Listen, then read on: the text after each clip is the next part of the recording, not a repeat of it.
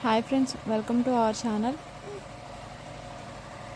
Your application has been recommended by Gram Pradhan PM Vishwakarma.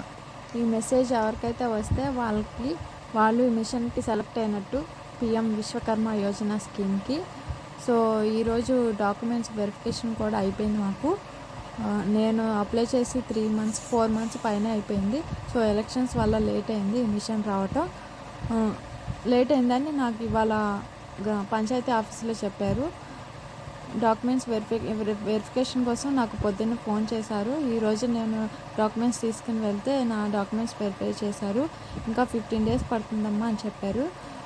So ఈ documents verification కోసం ఏమేమి తీసుకెళ్ళాలంటే first మీరు మీ Aadhaar card కంపల్సరీగా ఉండాలండి ప్రతి ఒక్కరికి.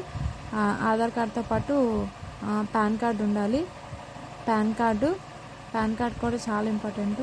Pan card, ration card and bank account passbook.